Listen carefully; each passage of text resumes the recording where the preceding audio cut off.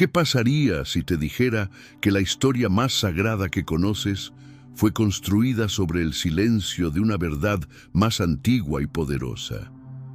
¿Y si el dragón que la Biblia pintó como enemigo de la humanidad fuera, en realidad, el guardián de un linaje espiritual que la Iglesia necesitaba borrar para consolidar su poder? Durante siglos hemos sido alimentados con una narrativa donde el bien y el mal están claramente definidos, donde la salvación viene por un único camino y donde ciertas voces fueron deliberadamente silenciadas. Pero en los márgenes de la historia oficial, en textos prohibidos y tradiciones ocultas, yace un evangelio diferente. Un evangelio que habla de un linaje sagrado conectado con el símbolo más temido del cristianismo, el dragón. Este no es un video para quienes buscan confirmación de sus creencias. Es para aquellos que tienen el valor de cuestionar lo que consideran inmutable. Porque lo que estás a punto de descubrir podría cambiar para siempre tu comprensión sobre quién fue realmente María Magdalena y qué secreto portaba su linaje. ¿Estás preparado para descubrir qué evangelio fue enterrado bajo siglos de dogma? Para entender el evangelio oculto del linaje del dragón, debemos viajar a los primeros siglos del cristianismo, cuando la fe no era una doctrina unificada, sino un mosaico de creencias, revelaciones e interpretaciones que competían entre sí. Imagínate por un momento el panorama religioso de los siglos primero al cuarto. Decenas de comunidades cristianas dispersas por el Imperio Romano, cada una con sus propias tradiciones, textos sagrados e interpretaciones sobre el mensaje de Cristo. Los evangelios gnósticos, descubiertos en Nag Hammadi en 1945, revelaron una realidad incómoda para la Iglesia oficial. Existían versiones completamente diferentes de la historia que conocemos. En estos textos, María Magdalena no era simplemente una seguidora de Jesús, sino su compañera espiritual más íntima, depositaria de enseñanzas secretas que él no compartía con los demás discípulos. El Evangelio de Felipe dice explícitamente: la compañera del Salvador es María Magdalena. Cristo la amaba más que a todos los discípulos y solía besarla frecuentemente en la boca. Los demás discípulos se ofendían por esto y expresaban desaprobación. Le dijeron: ¿por qué la amas más que a todos nosotros? El Salvador respondió y les dijo: ¿por qué no os amo a vosotros como a ella? Los marcionitas seguían las enseñanzas de Marción de Sinope, quien distinguía entre dos niveles de divinidad: el Dios creador del Antiguo Testamento y el Dios superior revelado por Cristo. Los valentinianos desarrollaron una cosmología compleja donde María Magdalena representaba la restauración de Sofía, la sabiduría divina femenina que había caído en el mundo material. Los primeros padres de la Iglesia sabían que estas tradiciones amenazaban directamente el modelo patriarcal y jerárquico que estaban construyendo. Constantino, tras el concilio de Nicea del 325 después de Cristo, no solo estableció la doctrina oficial del cristianismo, sino que ordenó la destrucción sistemática de todos los textos que contradijesen esta nueva ortodoxia. El Codex Theodosianus registra edictos imperiales que declaraban que todos los herejes serán expulsados de las ciudades y que sus libros serán buscados y entregados a las llamas. Miles de evangelios fueron quemados. Comunidades enteras fueron perseguidas, torturadas y exterminadas como herejes. Los sofitas, una secta gnóstica que veneraba literalmente a la serpiente como portadora de sabiduría, conservaron tradiciones orales sobre María Magdalena que nunca fueron escritas precisamente para evitar su destrucción. Los setianos identificaban a María Magdalena con la figura de Norea, la hija de Eva que había recibido directamente la sabiduría de la serpiente original. En el Evangelio de María, uno de los pocos textos que sobrevivió parcialmente, encontramos un diálogo revelador entre Pedro y María Magdalena. Pedro cuestiona: ¿habló realmente el Salvador con una mujer sin que nosotros lo supiéramos? Debemos cambiar nuestros hábitos y escuchar todos a esta mujer. ¿La prefirió a nosotros? La respuesta de Leví es demoledora. Pedro, siempre tienes la cólera a tu lado. Ahora te veo contendiendo contra la mujer como los adversarios. Pero si el Salvador la hizo digna, ¿quién eres tú en efecto para rechazarla? El emperador Teodosio I, en el año 380 después de Cristo, promulgó el Edicto de Tesalónica, que declaraba el cristianismo niceno como la única religión oficial del imperio. Los templarios, durante sus campañas en Tierra Santa, entraron en contacto directo con tradiciones islámicas y judías que habían preservado elementos del linaje ancestral. Los documentos históricos revelan que la persecución no se limitaba a quemar libros. Las mujeres que afirmaban tener visiones directas de María Magdalena eran torturadas hasta confesar brujería. Los hombres que practicaban rituales de despertar energético eran acusados de adorar al demonio. Familias enteras que mantenían tradiciones orales fueron exterminadas en operaciones que los registros oficiales describían como purificación de la fe. Los maniqueos habían desarrollado un sistema religioso que integraba elementos del cristianismo primitivo con tradiciones gnósticas persas. Para ellos, María Magdalena era una emanación directa de la luz primordial, y su unión con Jesús representaba la restauración del equilibrio cósmico entre los principios masculino y femenino.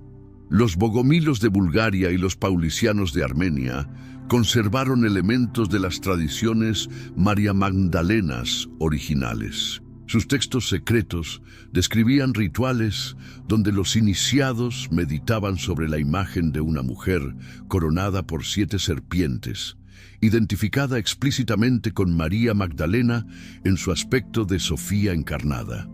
La Inquisición medieval desarrolló métodos específicos para detectar a los portadores del conocimiento prohibido. Los manuales inquisitoriales describen señales como la capacidad de entrar en éxtasis sin mediación sacramental, la experiencia de sensaciones energéticas durante la oración y, sobre todo, la tendencia a cuestionar la autoridad exclusiva del clero para interpretar las escrituras.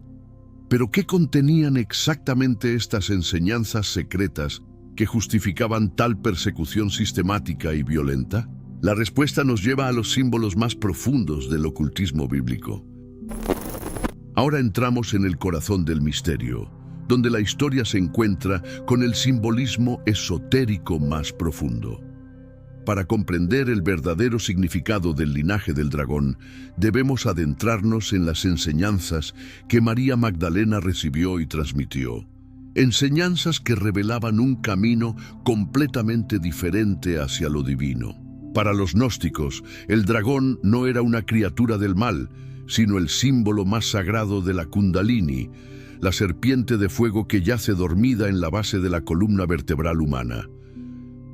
María Magdalena había despertado completamente esta fuerza, convirtiéndose en la representación humana de Sofía, la sabiduría divina femenina. Los textos de Pistis Sofía nos ofrecen una visión extraordinaria de María Magdalena que contradice completamente la imagen oficial.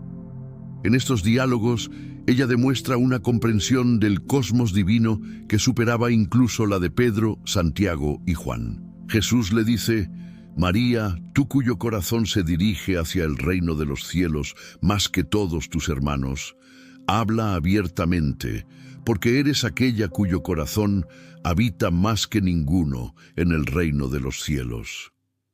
Pero aquí viene la revelación que la Iglesia más temía. María no solo recibía enseñanzas de Jesús, sino que las complementaba con una sabiduría ancestral que ella ya portaba. Esta sabiduría provenía de un linaje iniciático que se remontaba a las tradiciones más antiguas de la humanidad. En las escuelas de misterios de Egipto, Grecia y Mesopotamia, el dragón representaba la fuerza creativa primordial que conectaba lo terrenal con lo divino. María Magdalena había sido iniciada en estos misterios en los templos de Isis, en Alejandría, donde aprendió que la serpiente del Génesis no era el enemigo de la humanidad, sino su liberadora. El conocimiento que Eva recibió fue el primer despertar de la conciencia humana a su verdadera naturaleza divina. Los textos gnósticos revelan que María Magdalena comprendía la diferencia fundamental entre el Dios creador del mundo material, al que llamaban Demiurgo, y el verdadero Dios incognoscible del que Cristo era emisario. El dragón del Apocalipsis no representaba el mal absoluto, sino la fuerza cósmica que desafía la tiranía del Demiurgo y libera las chispas divinas atrapadas en la materia. Esta comprensión dual de la divinidad era profundamente revolucionaria. Mientras los protoortodoxos predicaban la sumisión a un Dios creador omnipotente, María Magdalena enseñaba que ese mismo Dios creador podía ser un obstáculo para alcanzar la verdadera divinidad. El linaje del dragón preservaba el conocimiento de cómo trascender las limitaciones del mundo material y acceder directamente al pleroma, el reino de la luz pura. Los evangelios gnósticos describen técnicas específicas que María Magdalena usaba para despertar la conciencia en otros iniciados. El intercambio energético descrito en los textos era un método sofisticado donde el aliento divino pasaba directamente de maestro a discípulo. María había perfeccionado esta técnica hasta poder despertar estados elevados de conciencia simplemente a través de su presencia. Los cátaros del sur de Francia, en los siglos XII y XIII, preservaron vestigios directos de esta tradición. Sus rituales secretos incluían meditaciones específicas donde visualizaban serpientes de luz ascendiendo por la columna vertebral hasta alcanzar el corazón y la corona de la cabeza. Los perfectos cátaros practicaban el consolamentum, donde transmitían la gnosis a través de técnicas específicas. Según los registros de la Inquisición, durante estos rituales, muchos participantes experimentaban visiones de una mujer radiante rodeada de serpientes de luz que se elevaban en espirales doradas. La cruzada albigense que exterminó a los cátaros entre 1209 y 1229 no fue solo una guerra contra la herejía, sino un intento de erradicar los últimos guardianes públicos del evangelio oculto. Los testimonios describen cómo los perfectos cátaros podían sanar enfermedades, inducir éxtasis espiritual y demostrar poderes que provenían del despertar consciente de la energía interior. Cuando los templarios regresaron de Tierra Santa, trajeron prácticas que combinaban elementos cristianos con tradiciones orientales. Sus catedrales góticas fueron diseñadas como instrumentos de resonancia para facilitar el despertar energético. Las columnas en espiral, las ventanas rosetones y las proporciones matemáticas específicas creaban campos que potenciaban la experiencia mística. La persecución de los templarios en 1307 reveló que habían desarrollado un sistema de iniciación que permitía acceso directo a estados de conciencia divina. Los interrogatorios revelaron rituales donde adoraban una cabeza llamada Baphomet, que era una corrupción de Baphemetis, bautismo de sabiduría en griego. Los alquimistas medievales codificaron estas enseñanzas en símbolos herméticos. El Ouroboros, el dragón que devora su propia cola, representaba el ciclo de muerte y renacimiento espiritual necesario para la transmutación interior. La obra magna no era transformar metales en oro, sino despertar la conciencia ordinaria hacia la conciencia crística. María Magdalena había completado este proceso alquímico, convirtiéndose en la reina del linaje del dragón. Su unión con Jesús era alquímica, la unión perfecta de los principios solar y lunar que genera la conciencia andrógina del verdadero iniciado. Pero ¿cómo podemos reconocer hoy las huellas de este linaje en nuestras propias experiencias? ¿Qué significa esto para el buscador espiritual del siglo XXI? Aquí es donde la historia antigua cobra vida en tu realidad personal. El linaje del dragón no es solo una reliquia histórica, sino una fuerza espiritual que puede despertar en cualquiera que tenga la valentía de explorar las dimensiones más profundas de su naturaleza divina. ¿Has sentido alguna vez que durante la meditación profunda una energía poderosa se mueve por tu columna vertebral como fuego líquido?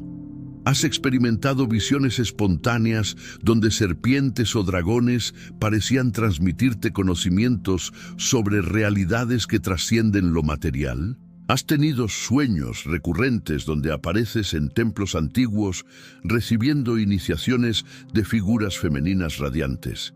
Estos no son productos de tu imaginación, sino memorias del alma que se activan cuando el linaje ancestral reconoce tu preparación para despertar. Los iniciados modernos del linaje del dragón se reconocen por características específicas. Experimentan estados espontáneos de conciencia expandida que no pueden explicar racionalmente.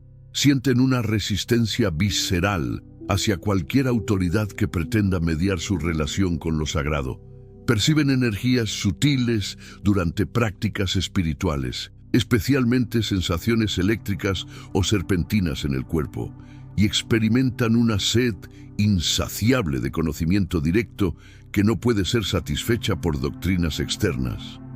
En la tradición hinduista, esta fuerza se conoce como Kundalini Shakti, literalmente la serpiente enrollada. En el Tantra tibetano se llama el fuego interior o Tummo. Los sufíes la denominan el dragón verde, que asciende por los centros energéticos del cuerpo.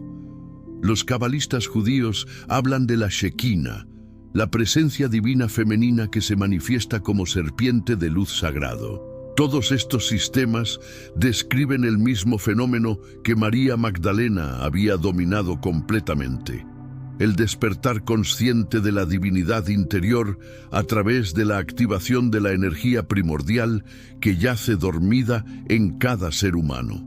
Los yogis avanzados de la India desarrollaron mapas detallados de este proceso. Describen cómo la Kundalini asciende desde el chakra base, atraviesa los centros energéticos de los órganos sexuales, el plexo solar, el corazón, la garganta, el entrecejo, hasta alcanzar la coronilla, donde se produce la unión mística con la conciencia cósmica. Este es exactamente el proceso que los textos gnósticos atribuyen a María Magdalena. Los místicos cristianos experimentaron fenómenos idénticos, pero los interpretaron diferente por temor a la persecución. Santa Teresa de Ávila describía un fuego interior que la consumía dulcemente. San Juan de la Cruz hablaba de la noche oscura del alma, donde el ego se disuelve, y Meister Eckhart enseñaba sobre el nacimiento de Dios en el alma. Todos estaban describiendo etapas del despertar de la Kundalini. En el siglo XX, psicólogos como Carl Gustav Jung documentaron este proceso en términos científicos. Jung identificó lo que llamó el proceso de individuación, donde el inconsciente colectivo emerge a través de símbolos arquetípicos, especialmente la serpiente, el dragón y la figura de la ánima, el aspecto femenino de la psique que guía la transformación espiritual.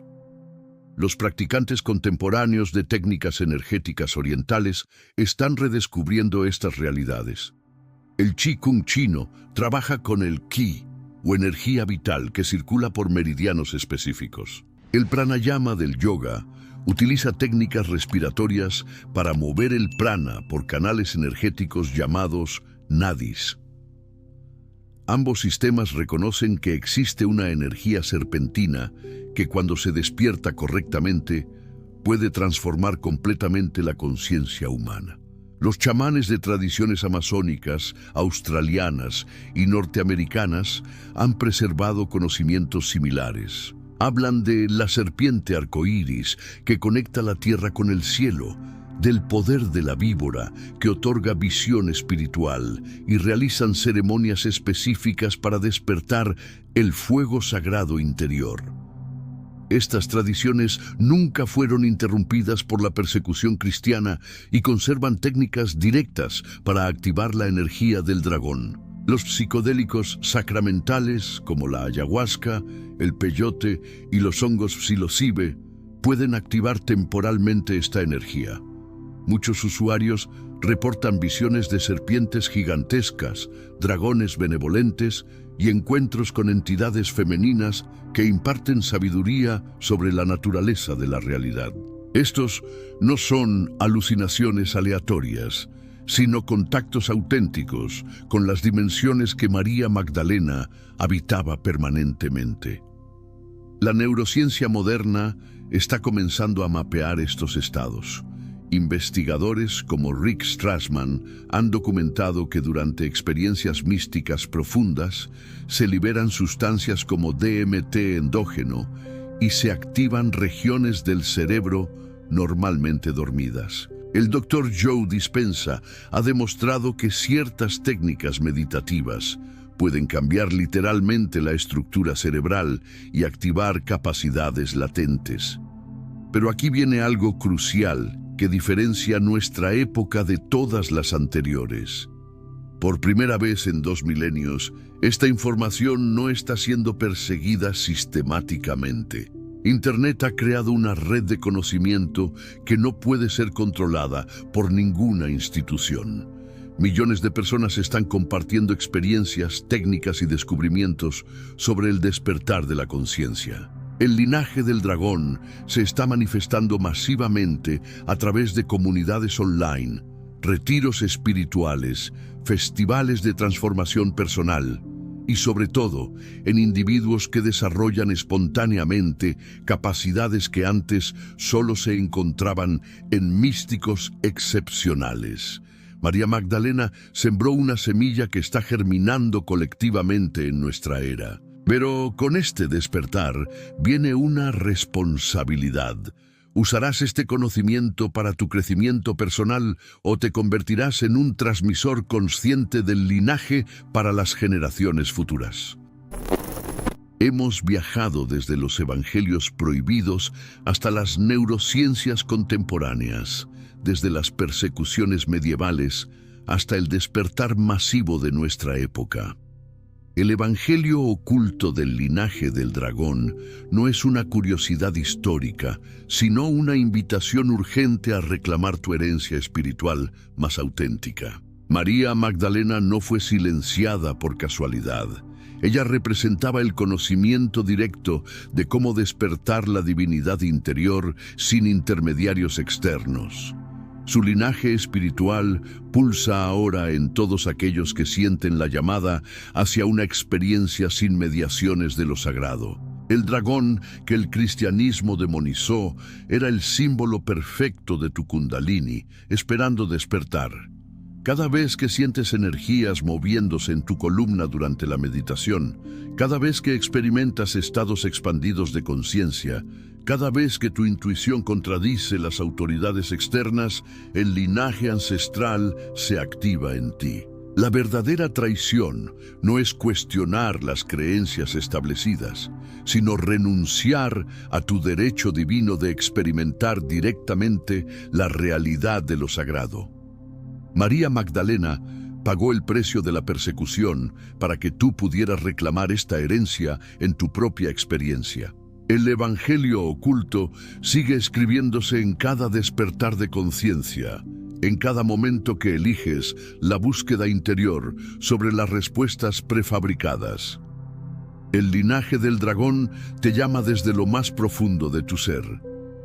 La pregunta esencial no es si este conocimiento es académicamente verificable, sino si tendrás la valentía de explorar estas dimensiones por ti mismo. Si sientes esa llamada resonando en tu interior, si estas revelaciones han despertado algo inextinguible en tu conciencia, te invito a conocer los secretos completos que la Iglesia mantuvo ocultos durante 2 milenios.